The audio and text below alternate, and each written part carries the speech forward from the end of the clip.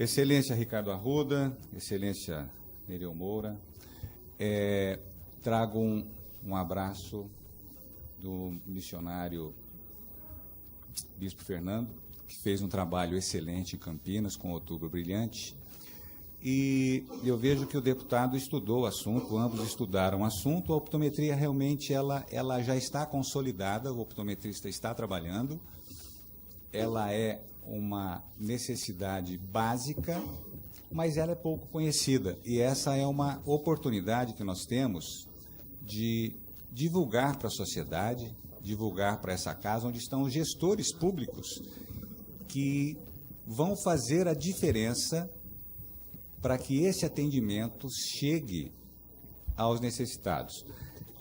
O que eu tenho para apresentar aqui para vocês, eu aponto para onde? Aqui? Pode ser. Deixa eu ver aqui. Essa é aqui, Ricardo? Ah, tá. Bom, essa é parte de uma monografia que eu fiz como exigência da minha graduação de saúde pública. E aí eu fui fazer uma pesquisa, e essa pesquisa traz o seguinte: usamos esse sistema de metodologia e a gente precisa entender o que é atenção básica, o que é atenção primária. Lá em 1978, a Assembleia Mundial de Saúde, numa declaração de alma ata, Saúde para Todos, fez essa declaração do que é atenção básica, atenção primária. Então, não estamos inventando nada aqui, isso é uma necessidade mundial.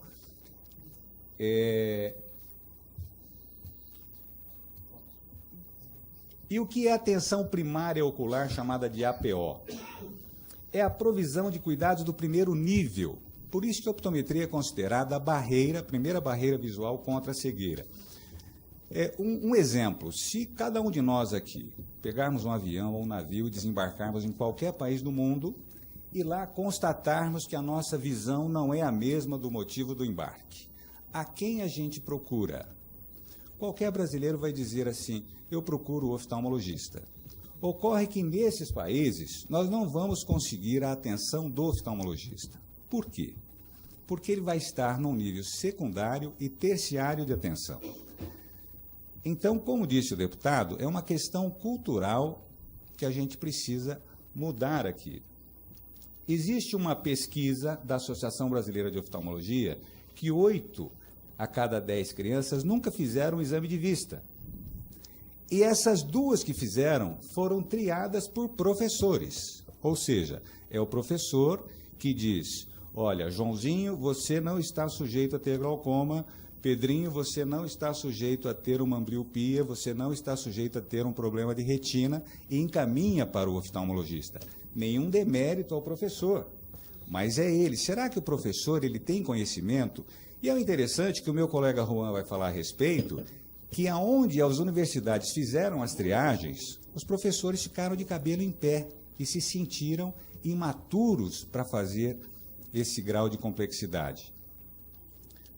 Esse relatório, que tem esse número do Ministério de Transparência e Fiscalização, revela que existe uma alta demanda reprimida, um expressivo montante de ações judiciais e reclamações nessa ouvidoria referente às especialidades de oftalmologia. E o que é especialidade de oftalmologia? Nós temos lá, olha, deslocamento de retina, retinopatia diabética, uveíte, optometria pediátrica, oftalmologia pediátrica e adulto.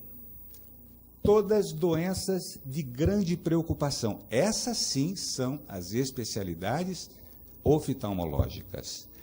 Note que aqui não se fala em atenção básica. E esses apontamentos ainda revelam que não existe referência à atenção básica como diagnósticos motores, uso de óculos, lente de contato, que, segundo a Organização Mundial de Saúde, existe ali um efeito de triagem. A partir da lei de 2013, fica muito claro, qual é a seara do oftalmologista? Vocês podem ler ali os vetos desses incisos. Como eu estava dizendo, os níveis de atenção primário, o que diz respeito a quem compete a atenção primária, uma baixa complexidade. Nível de atenção secundário, que já é um atendimento clínico, e também o nível terciário, que diz respeito aos hospitais. Então, se nós sairmos daqui hoje, visitarmos qualquer bairro, ou aqui no centro mesmo de Curitiba, como aconteceu em Campinas, nós não vamos encontrar um oftalmologista fazendo atenção básica primária. Por quê? Porque a formação dele é para atenção secundária e terciária. Ele é um especialista cirúrgico. Logo, ele não vai estar na atenção básica. E quem faz essa triagem? O professor Juan vai poder falar sobre isso, da experiência que ele tem. São os professores, ou muitas vezes o enfermeiro, sem nenhuma qualificação a respeito. Não desmerecendo. Quando nós vamos para a estatística, o que nós notamos ali? Olha, a estatística aponta que apenas 1% da triagem, às vezes chegando a 3%, se diz respeito à patologia. A grande maioria é o quê? É falta de atendimento primário. Vícios refrativos, distúrbios da motilidade ocular, corrigido com óculos, lente de contato, exercícios ou filtro. E aí, quando nós vamos, e são reversíveis desde que essa Casa Legislativa faça o seu trabalho, que é promover as políticas de acesso à atenção básica de saúde visual. Então, a gente fica muito contente de estar aqui, e quando nós comparamos o Conselho Internacional de Oftalmologia, a gente vê aqui a estatística dos países e como é que existe essa condição. Note que o Brasil, ele se apresenta ali com um número de oftalmologista respeitável, né? Muito maior do que o Reino Unido. Se a gente comparar ali, olha, aí você vai dizer, pera lá, então a oftalmologia do Brasil é muito mais evoluída do que a do Reino Unido, ou muito mais evoluída, ou quase tão evoluída do que os Estados Unidos. Dá vontade de vir se tratar no Brasil. Mas, se nós corrermos um pouquinho, nós vamos ver que aqui quantos estão fazendo cirurgia. Olha ali, olha. Aquela flechinha ali aponta que no Brasil não existe esse índice de oftalmologistas fazendo cirurgia. Ora, se ele tem uma grade curricular voltada para a formação cirúrgica, o que é que ele está fazendo? Ele está fazendo o trabalho do optometrista. Essa é a realidade. Bom, mas e aí? O que diz a formação? Quando nós vamos para um gráfico um pouco mais elaborado, e a gente compara esse trabalho com as profissões sanitárias, e faz uma conta matemática dessas colunas, a gente nota o seguinte, que nós precisaríamos, segundo a estatística do CBO, que tem 14 mil oftalmologistas, o que é questionável, o doutor Pedro, como oftalmologista, vai poder falar sobre isso, assim como o meu colega Juan, nós teríamos que fazer vezes 3,7 optometristas para cada oftalmologista, nós teríamos que ter, então, 54 mil optometristas no Brasil para dar conta da demanda, se nós copiarmos o modelo dos Estados Unidos, que é o NHS. O nosso SUS foi copiado do modelo NHS, só que nós só copiamos parte do sistema, nós não copiamos todo o sistema. Se nós formos para o Canadá, a situação muda um pouquinho, que é 4,9. Nós teríamos que ter, então, aí, praticamente 71 mil optometristas, segundo estatísticas do Conselho Brasileiro de Oftalmologia, ou segundo as estatísticas do CBO, porque notem que as entidades têm uma diferença considerável quando os oftalmologistas falam da sua entidade, contam o número de seus profissionais e como é feito isso de forma, como é que eu vou dizer, estatística de governo. Há uma diferença muito grande. O doutor Pedro vai poder falar sobre isso. Parece muito, 70 mil optometristas. Notem que nós temos 219 mil dentistas no Brasil. Né? Só para efeito comparativo.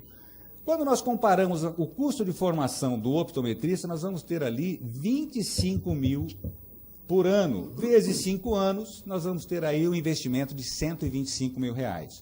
Quando nós vamos para a oftalmologia, que é 3 vezes mais, nós vamos ter aí 375 mil, né? Se nós fizermos vezes 9 anos, bom, mas então o oftalmologista estuda muito mais, ele é muito mais caro? Claro, para a área secundária e terciária, que é o quê? Problemas de doença ocular. A optometria não lida com doença, ela identifica a doença, o que é diferente. Quando nós comparamos a grade curricular, isso aqui é uma pesquisa oficial de uma doutora. Nós notamos que o optometrista estuda 52 vezes mais a matéria específica. São apenas 60 horas de carga horária. Esse programa 2020, que é um programa para reverter a cegueira, ou que até 2020 nós tenhamos uma diminuição dos índices de cegueira, revela essa estatística com relação à ambliopia, com relação à anisometropia. E destaca-se, quando foi feito esse programa, se pretendia o quê? Desses países pobres, identificar oncocercose, identificar problemas básicos de saúde, mas chegou à seguinte conclusão: a maioria das pessoas que participavam desses programas não conseguiam preencher a ficha porque elas não tinham acesso às demandas. A demanda era enorme de saúde visual e o governo não conhecia essa demanda. É o que disse o deputado aqui. A sociedade não conhece esse nível de atenção. Ela está aí, é como o ar que nós respiramos, ele está aqui, mas a gente não sabe a falta que ele pode fazer. E aí se percebeu a necessidade de inserir a optometria nesse programa. E ele foi inserido em todo o mundo, exceto no Brasil. Eles trouxeram verba, viu, senhor deputado? Trouxeram verba, junto com o Laios, com outras entidades, e no Brasil não conseguiu emplacar. E por que não conseguiu emplacar? Porque é uma classe contraditória. Lamentavelmente, o Brasil ele está loteado, as pessoas se sentem donas, né, de alguns departamentos, de alguns lotes, a gente vê isso o tempo todo, e esse programa, infelizmente, ele não foi implementado. O Ricardo Bretas lutou muito para isso, a gente deve muito a ele. Quando a gente vai para o tempo de espera, a gente nota o seguinte, que na Alemanha o tempo de espera é 0. Na França, quando a gente vai para a proteção profissional, né, a gente nota o seguinte, que o optometrista, uma vez consolidado na legislação, você pode cobrar ele, você sabe quem ele é, aonde ele mora, nome, endereço, você pode atribuir responsabilidades a ele. E a qualidade de atendimento, o gargalo. Se nós formos, eu desafio aqui os parlamentares a irem num posto de saúde e ver o gargalo para a demanda de saúde visual. Não se assustem se beirar um ano, para um simples exame de vista. E quem está fazendo essa triagem não é um especialista. Aqui tem uma bibliografia interessante para quem quiser consultar, sendo rápido aqui. E um detalhe importante, quando se fala dos multirões de cirurgia, o que acontece? Nós temos muitos problemas na oftalmologia. A oftalmologia não precisa se meter com a optometria, né? Nós já temos muitos problemas de iatrogenia, de cirurgias mal resolvidas de catarata. E não é só isso. Nós temos um problema sério aqui. Esse hospital, por exemplo, montado dentro de um avião que circulou o mundo, ele não conseguiu chegar no Brasil também por reserva de mercado. E nós temos outros casos. O Saimir me contou uma história interessante aqui do município lá de... onde tem as cachoeiras ali, como chama? Foz do Iguaçu, né? É um programa interessante que ele não foi para frente também por causa disso. Só para finalizar, para não ser muito extenso, o que se nota nesse processo aqui? Né? O número de processos judiciais e cíveis na área médica tem aumentado muito nos últimos anos. Isso é um trabalho científico. E no caso da oftalmologia, a maioria das insatisfações se dão com óculos prescritos. Por incrível que pareça, existe uma insatisfação muito grande com os óculos prescritos por oftalmologistas. Por que será? Quando a gente compara a grade curricular, né, a gente começa a entender. A maior parte dos atendimentos consiste em queixas refrativas, e esses resultados indicam a necessidade de um exame refracional cuidadosamente, com cuidado, visando evitar a insatisfação. A recomendação desse pesquisador da área de oftalmologia é: doutor, trabalhe melhor a refração para que haja menos problemas jurídicos.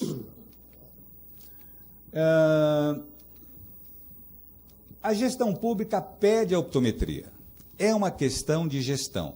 Nós sabemos que todo plano plurianual aloca uma verba para que se destine essa verba à saúde e à educação. Como é que essa verba é gerida? Eu tenho certeza que se nós implantarmos a optometria aqui, a optometria não será, como diz o deputado, dividindo o trabalho. Eu diria que seria compartilhando o trabalho, porque são ações compartilhadas. Por onde a optometria passou, isso é notável em todo o mundo, existem publicações científicas sobre isso. O país só ganhou com isso. O Papa se consulta com o optometrista. A NASA tem optometristas fazendo pesquisa no espaço com relação às disfunções acomodativas. A FIFA e o UEFA, quem faz o exame de vista dos árbitros são optometristas. Talvez, por isso lá há menos equívocos de arbitragem, né? Caiu na área, é pênalti, né? Como diz um amigo nosso lá de São Paulo, é pênalti.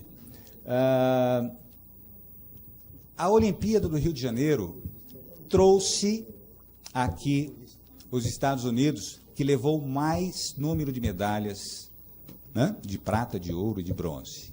Quem é que eles trouxeram na bagagem? Um optometrista. Tá?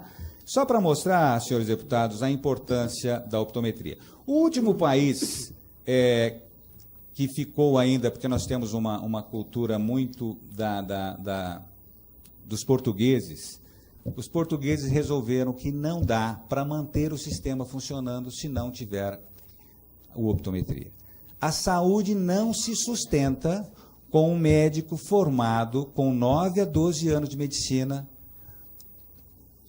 Está melhor ou está pior?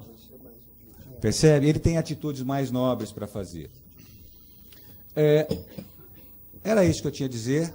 Espero que vocês tenham compreendido. Muito obrigado.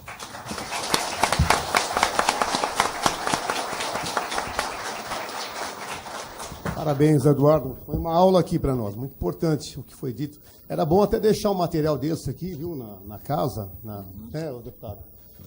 Porque a gente pode imprimir e vamos entregar para cada deputado para que tome conhecimento deste assunto aqui importante.